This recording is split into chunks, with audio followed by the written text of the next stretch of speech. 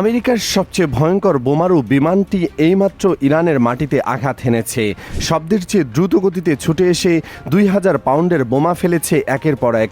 কিন্তু ঠিক তার কয়েক ঘন্টার মধ্যেই আমেরিকা নিজেই তাদের মধ্যপ্রাচ্যের সবচেয়ে বড় ঘাঁটি থেকে সৈন্য সরাতে শুরু করেছে, জরুরি ভিত্তিতে আতঙ্কিত হয়ে।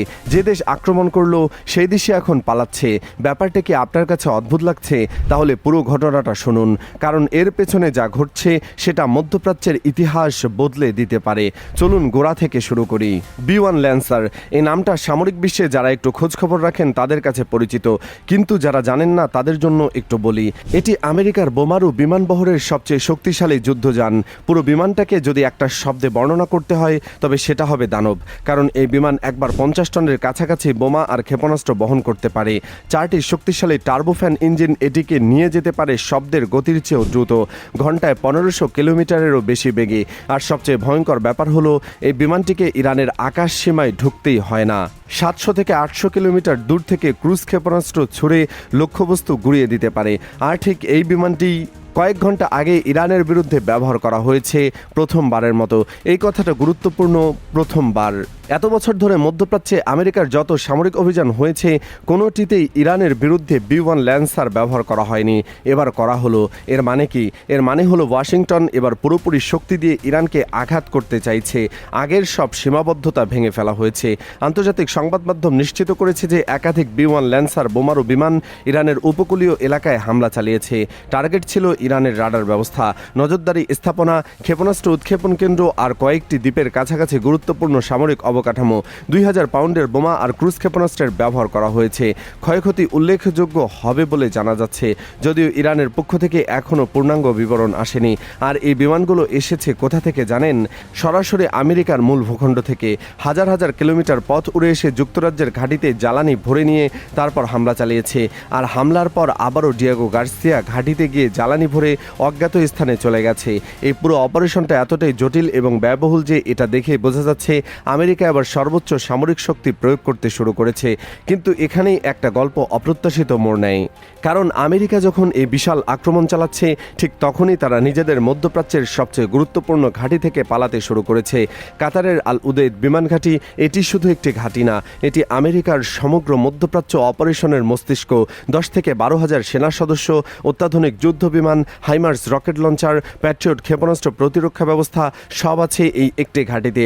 আর এই ঘাঁটি থেকেই এখন জরুরি ভিত্তিতে সৈন্য আর সরঞ্জাম সরানো হচ্ছে। কেন? কারণ আমেরিকার গোয়েন্দা সংস্থাগুলো জানাচ্ছে ইরান পাল্টা হামলায় বড় প্রস্তুতি নিচ্ছে। আর এই হামলা হবে আগের সব কিছুর চেয়ে কয়েকগুণ বেশি শক্তিশালী।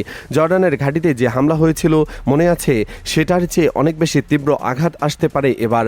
আল উদেইদ ঘাঁটি আর ইরানের মধ্যে দূরত্ব কতটুকু জানেন? খুবই কম। এত কম যে ইরানের ছোট পাল্লার ক্ষেপণাস্ত্র দিয়েও আঘাত করা সম্ভব। ড্রোন পাঠানো তো আরও সহজ। সামরিক বিশ্লেষকরা বলছেন ড্রোন আর ক্রুজ ক্ষেপণাস্ত্রের সমন্বিত আক্রমণ হলে এই ঘাঁটির ব্যাপক ক্ষতি হওয়ার আশঙ্কা প্রবল। আর সেই আশঙ্কাতেই আমেরিকা নিজে থেকেই সরে যাচ্ছে। ব্যাপারটা একটু ভেবে দেখুন, যে দেশ পৃথিবীর সবচেয়ে শক্তিশালী সেনাবাহিনীর দাবিদার সেই দেশ নিজে পাল্টা আক্রমণের ভয়ে ঘাঁটি খালি করছে। এটা কি দুর্বলতার চিহ্ন নাকি বাস্তববাদী সামরিক কৌশল? যেটাই হোক, বিশ্বের কাছে বার্তাটা পরিষ্কার। আমেরিকা আক্রমণ করতে পারে, কিন্তু আক্রমণের পরিণতি সামলানোর ব্যাপারে তারা নিজেও ভীত। কিন্তু আসল চমকটা এখনও বাকি। ঠিক এই মুহূর্তে এখন আমেরিকা আর ইরান পরস্পরের দিকে আগুন ছুড়ছে, তখন আরেকটি দেশ নিঃশব্দে একটা অত্যন্ত চতুর কূটনৈতিক চাল দিয়ে বসেছে, পাকিস্তান। হ্যাঁ, পাকিস্তান এই যুদ্ধের মধ্যে হঠাৎ করে আমেরিকার কাছে $10 বিলিয়ন দাবি করেছে। শুনতে অদ্ভুত লাগছে, কিন্তু পাকিস্তানের যুক্তিটা শুনলে বুঝবেন কূটনীতির খেলা কতটা জটিল। পাকিস্তানের দাবি হলো, যখন আমেরিকা আর ইরানের মধ্যে পরিস্থিতি একেবারে তলানিতে ঠেকেছিল, যখন হামলা পাল্টা হামলায় সবকিছু হাতের বাইরে চলে যাচ্ছিল, তখন পাকিস্তানে মধ্যস্থতা করে 60 দিনের যুদ্ধবিরতি নিশ্চিত করেছিল। পাকিস্তানের সেনাপ্রধান, প্রধানমন্ত্রী, স্বরাষ্ট্রমন্ত্রী সবাই মিলে একটা কূটনৈতিক ম্যারাথন চালিয়েছিল। আর সেই মধ্যস্থতা না হলে পরিস্থিতি আরও ভয়াবহ হতে পারত। এটা শুধু পাকিস্তানের দাবি না, বেশ কয়েকজন সামরিক বিশ্লেষকও এটা স্বীকার করেছেন। কিন্তু এখানে একটা বড় প্রশ্ন আছে, সেই যুদ্ধবিরতির শর্ত তো আমেরিকায় ভেঙেছে, আমেরিকায় আবার ইরানে হামলা শুরু করেছে। তাহলে মধ্যস্থতাকারী হিসাবে পাকিস্তানের ভূমিকা কোথায় গেল? একজন মধ্যস্থতাকারী যখন দেখে যে এক পক্ষ শর্ত ভাঙছে, তখন তার দায়িত্ব হলো প্রতিবাদ করা, নিন্দা করা, পদক্ষেপ নেওয়া। পাকিস্তান কি তার কিছু করছে? উত্তর হলো না, পাকিস্তান সম্পূর্ণ নীরব। এই নীরবতাটা অনেক কিছু বলে দেয়। এটাই প্রমাণ করে যে পাকিস্তানের সেই মধ্যস্থতা আসলে কার স্বার্থে হয়েছিল, ইরানের নাকি আমেরিকার। বিশ্লেষকদের একটা বড় অংশ মনে করছেন পাকিস্তান আসলে আমেরিকাকে সময় কিনে দিয়েছিল। ওই মুহূর্তে আমেরিকা সামরিকভাবে চাপে ছিল, ইরানের একের পর এক পাল্টা হামলায় আমেরিকার ঘাঁটিগুলো ক্ষতিগ্রস্ত হচ্ছিল। সেই সংকটময় মুহূর্তে যুদ্ধবিরতি হওয়াটা আমেরিকার জন্য বেশি লাভজনক ছিল, আর পাকিস্তান সেটাই করে দিয়েছে। এখন সেই কাজের পুরস্কার চাইছে $10 বিলিয়ন। কিন্তু আমেরিকা কি দেবে, এটাই এখন বড় প্রশ্ন। কারণ আমেরিকার সাথে পাকিস্তানের সম্পর্কটা বরাবরই একটা রোলার কোস্টার, একদিন মিত্র পরদিন প্রতিপক্ষ। আফগানিস্তান যুদ্ধের সময় পাকিস্তান আমেরিকার পক্ষে কাজ করেছিল, বিলিয়ন বিলিয়ন ডলার পেয়েছিল, কিন্তু শেষ পর্যন্ত সেই সম্পর্কের পরিণতি কী হয়েছিল সেটা সবাই জানেন। এদিকে পরিস্থিতি আরও জটিল করে দিচ্ছে ব্রিটেন। যুক্তরাজ্য আনুষ্ঠানিকভাবে তাদের সামরিক ঘাঁটিগুলো আমেরিকাকে ব্যবহার করতে দিয়েছে। সেই ঘাঁটি থেকে B-1 ল্যান্সারগুলো জ্বালানি ভরে ইরানকে হামলা করতে গেছে। আর এটা জানার পর ইরান সরাসরি ব্রিটেনকে হুমকি দিয়েছে। তেহরান পরিষ্কার বলে দিয়েছে, আমেরিকার যুদ্ধে ব্রিটেন যদি সহায়তা দেয় তাহলে ব্রিটিশ স্বার্থ সংশ্লিষ্ট স্থাপনাগুলো আক্রমণের লক্ষ্যবস্তু হবে। ডিয়াগো গার্সিয়া ঘাঁটি, যেটা ভারত মহাসাগরে ব্রিটেনের সবচেয়ে গুরুত্বপূর্ণ সামরিক ঘাঁটি, সেটাও হুমকির মুখে। এই পুরো চিত্রটা যদি একসাথে দেখি তাহলে কি দাঁড়ায়? আমেরিকা তার সবচেয়ে শক্তিশালী বোমার ও বিমান দিয়ে ইরানে হামলা করেছে, কিন্তু একই সাথে নিজেদের ঘাঁটি থেকে সৈন্য সরাচ্ছে পাল্টা হামলার ভয়ে। ইরান পাল্টা আঘাতের বিশাল প্রস্তুতি নিচ্ছে, ব্রিটেন যুদ্ধে জড়িয়ে পড়েছে এবং ইরানের হুমকির মুখে পড়ছে। পাকিস্তান পুরো পরিস্থিতিকে নিজের অর্থনৈতিক লাভের সুযোগ হিসেবে ব্যবহার করছে, আর মধ্যপ্রাচ্যের সাধারণ মানুষ তারা দুই পরাশক্তির এই দাবা খেলায় পিষ্ট হচ্ছে। ইতিহাস ঘাটলে দেখবেন প্রতিটা বড় যুদ্ধের শুরুতে আক্রমণকারীর পক্ষ মনে করে যে তারা দ্রুত জিতে যাবে। আমেরিকা ভিয়েতনামে এটা ভেবেছিল, ইরাকে এটা ভেবেছিল, প্রতিবারই ফলাফল হয়েছে উল্টো। দীর্ঘ ব্যয়বহুল রক্তক্ষয়ী যুদ্ধ আর শেষ পর্যন্ত প্রত্যাহার। ইরানের ক্ষেত্রেও কি একই ইতিহাস পুনরাবৃত্তি হয়ে যাচ্ছে? আর একটা বিষয় খেয়াল করুন, আমেরিকার B-1 ল্যান্সার বিমানটি একটি অসাধারণ সক্ষমতা আছে।